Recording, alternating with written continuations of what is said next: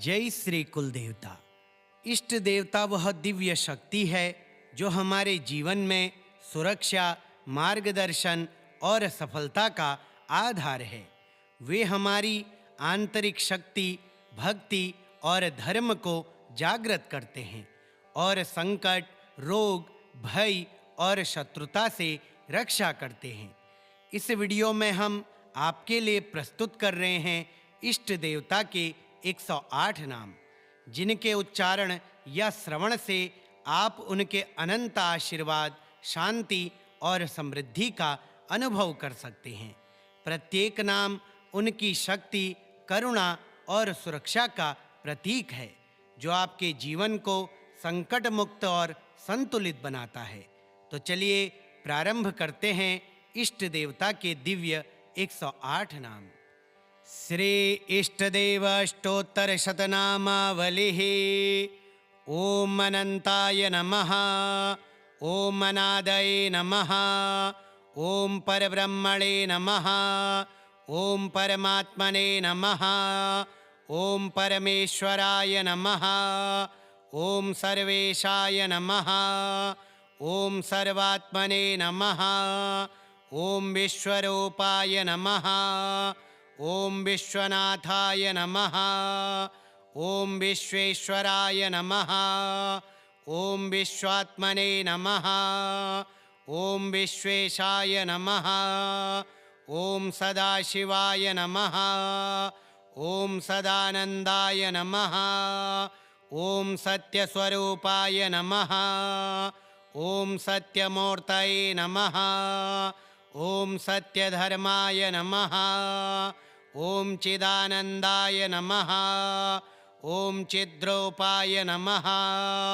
ओम ज्ञानस्वरूपाय नमः, ओम ज्ञानमूर्तये नमः, ओम ज्ञानप्रदाय नमः, ओम मोक्षदाय नमः, ओम मुक्तिदाय नमः, ओम भवबन्धविमोचकाय नमः, ओम करुणानिधये नमः, ओम कृपालवे नमः, ओम दयानिधये नमः, ओम शरणागतवत्सलाय नमः, ओम भक्तवत्सलाय नमः, ओम प्रेमस्वरूपाय नमः, ओम प्रेममूर्तये नमः, ओम प्रेमदाय नमः, ओम धर्मपालाय नमः, ओम धर्मात्मने नमः, ओम धर्मेश्वराय नमः, ओम शांतस्वरूपाय नमः,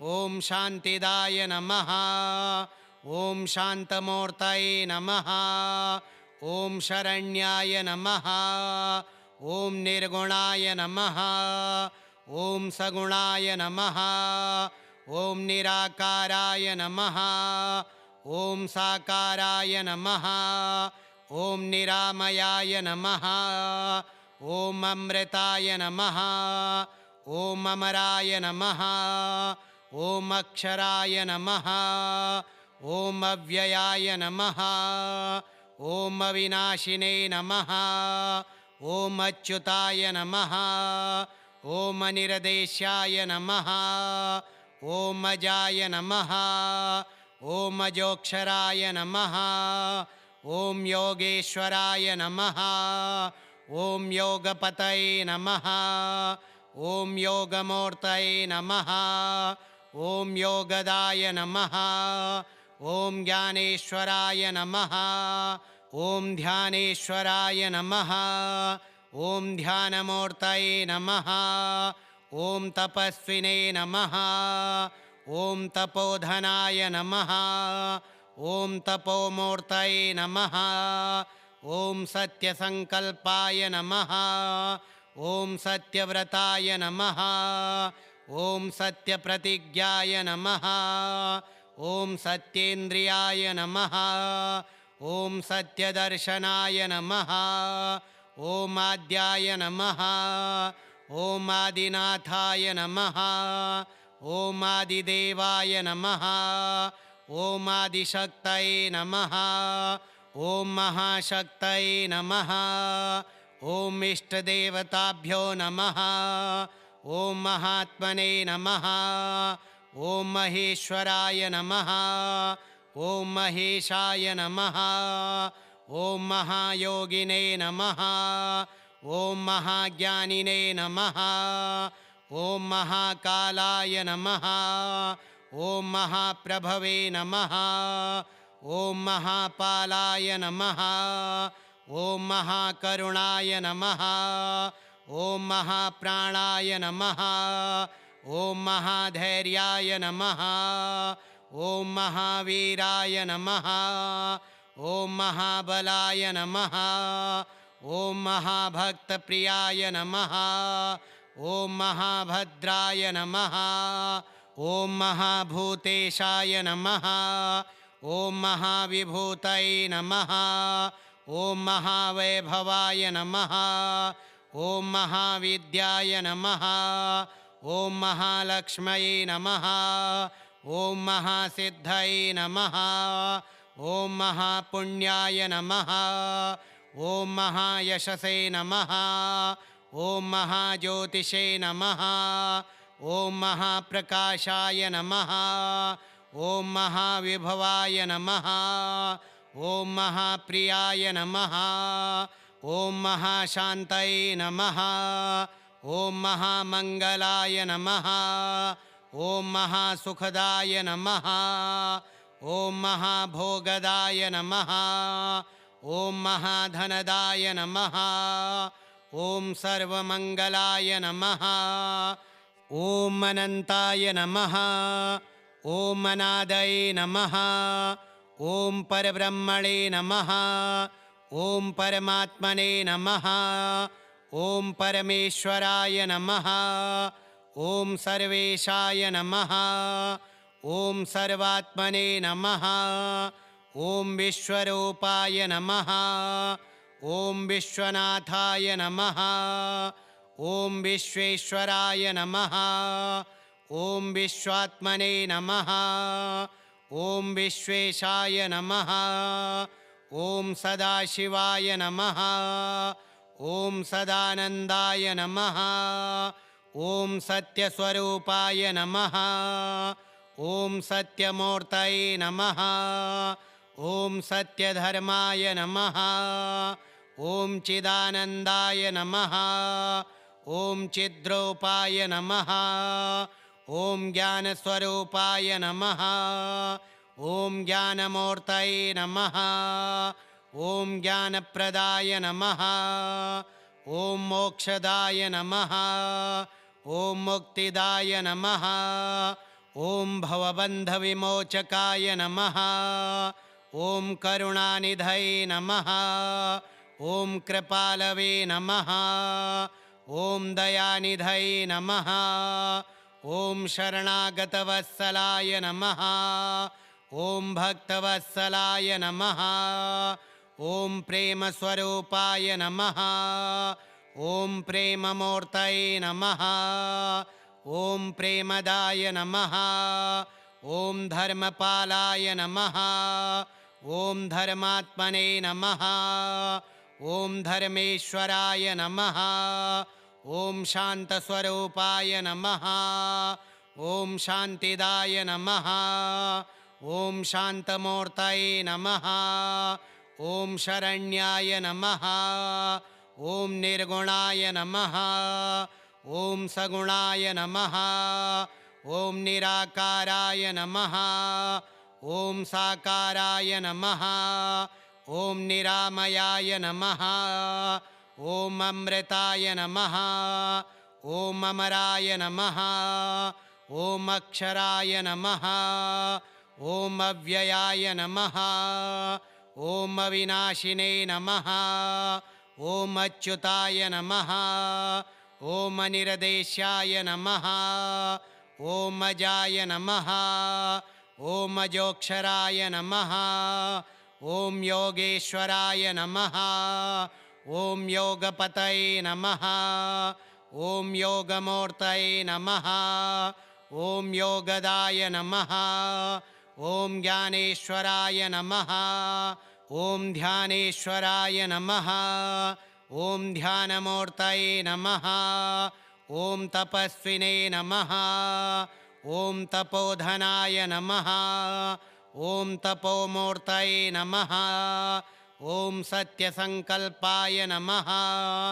ॐ सत्यव्रताय नमः। ॐ सत्यप्रतिज्ञाय नमः। ॐ सत्येन्द्रियाय नमः। ॐ सत्यदर्शनाय नमः। ॐ आद्याय नमः। ॐ आदिनाथाय नमः। ॐ आदिदेवाय नमः। ॐ आदिशक्तये नमः। ॐ महाशक्तये नमः। ॐ इष्टदेवताभ्यो नमः। ॐ महात्मने नमः। ॐ महेश्वराय नमः। ॐ महेशाय नमः। ॐ महायोगिने नमः। ॐ महाज्ञानिने नमः। ॐ महाकालाय नमः। ॐ महाप्रभवे नमः। ॐ महापालाय नमः। ॐ महाकरुणाय नमः। ॐ महाप्राणाय नमः। ॐ महाधैर्याय नमः। ॐ महावीराय नमः। ॐ महाबलाय नमः। ॐ महाभक्तप्रियाय नमः। ॐ महाभद्राय नमः। ॐ महाभूतेशाय नमः। ॐ महाविभूतये नमः। ॐ महावैभवाय नमः। ॐ महाविद्याय नमः। ॐ महालक्ष्मये नमः। ॐ महासिद्धये नमः। ॐ महापुण्याय नमः। ॐ महायशसे नमः। ॐ महाज्योतिषे नमः। ॐ महाप्रकाशाय नमः। ॐ महाविभवाय नमः। ॐ महाप्रियाय नमः। ॐ महाशान्तये नमः। ॐ महामङ्गलाय नमः। ॐ महासुखदाय नमः। ॐ महाभोगदाय नमः। ॐ महाधनदाय नमः। ॐ सर्वमङ्गलाय नमः। ॐ अनन्ताय नमः। ॐ अनादये नमः। ॐ परब्रह्मणे नमः। ॐ परमात्मने नमः। ॐ परमेश्वराय नमः। ॐ सर्वेशाय नमः। ॐ सर्वात्मने नमः। ॐ विश्वरूपाय नमः। ॐ विश्वनाथाय नमः। ॐ विश्वेश्वराय नमः। ॐ विश्वात्मने नमः। ॐ विश्वेशाय नमः। ॐ सदाशिवाय नमः। ॐ सदानन्दाय नमः। ॐ सत्यस्वरूपाय नमः। ॐ सत्यमूर्तये नमः। ॐ सत्यधर्माय नमः। ॐ चिदानन्दाय नमः। ॐ चिद्रूपाय नमः। ॐ ज्ञानस्वरूपाय नमः। ॐ ज्ञानमूर्तये नमः। ॐ ज्ञानप्रदाय नमः। ॐ मोक्षदाय नमः। ॐ मुक्तिदाय नमः। ॐ भवबन्धविमोचकाय नमः। ॐ करुणानिधये नमः। ॐ कृपालवे नमः। ॐ दयानिधये नमः। ॐ शरणागतवत्सलाय नमः। ॐ भक्तवत्सलाय नमः। ॐ प्रेमस्वरूपाय नमः। ॐ प्रेममूर्तये नमः। ॐ प्रेमदाय नमः। ॐ धर्मपालाय नमः। ॐ धर्मात्मने नमः। ॐ धर्मेश्वराय नमः। ॐ शान्तस्वरूपाय नमः। ॐ शान्तिदाय नमः। ॐ शान्तमूर्तये नमः। ॐ शरण्याय नमः। ॐ निर्गुणाय नमः। ॐ सगुणाय नमः। ॐ निराकाराय नमः। ॐ साकाराय नमः। ॐ निरामयाय नमः। ॐ अमृताय नमः ॐ अमराय नमः ॐ अक्षराय नमः ॐ अव्ययाय नमः ॐ अविनाशिने नमः ॐ अच्युताय नमः ॐ अनिर्देश्याय नमः ॐ अजाय नमः ॐ अजोक्षराय नमः ॐ योगेश्वराय नमः ॐ योगपतये नमः ॐ योगमूर्तये नमः ॐ योगदाय नमः ॐ ज्ञानेश्वराय नमः ॐ ध्यानेश्वराय नमः ॐ ध्यानमूर्तये नमः ॐ तपस्विने नमः ॐ तपोधनाय नमः ॐ तपोमूर्तये नमः ॐ सत्यसङ्कल्पाय नमः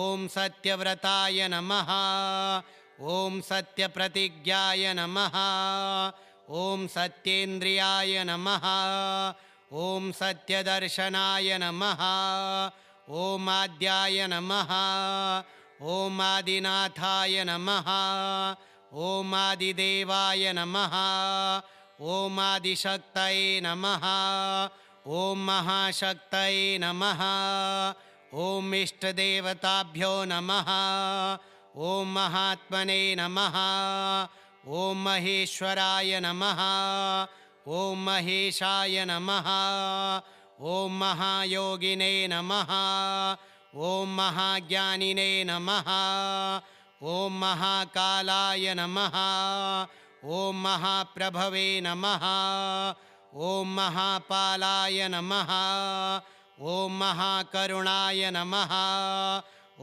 महाप्राणाय नमः ॐ महाधैर्याय नमः ॐ महावीराय नमः ॐ महाबलाय नमः ॐ महाभक्तप्रियाय नमः ॐ महाभद्राय नमः ॐ महाभूतेशाय नमः ॐ महाविभूतये नमः ॐ महावैभवाय नमः ॐ महाविद्याय नमः ॐ महालक्ष्मये नमः ॐ महासिद्धये नमः ॐ महापुण्याय नमः ॐ महायशसे नमः ॐ महाज्योतिषे नमः ॐ महाप्रकाशाय नमः ॐ महाविभवाय नमः ॐ महाप्रियाय नमः ॐ महाशान्तये नमः ॐ महामङ्गलाय नमः ॐ महासुखदाय नमः ॐ महाभोगदाय नमः ॐ महाधनदाय नमः ॐ सर्वमङ्गलाय नमः। श्री इष्टदेव अष्टोत्तरशतनामावलिः श्री इष्टदेवार्पणमस्तु।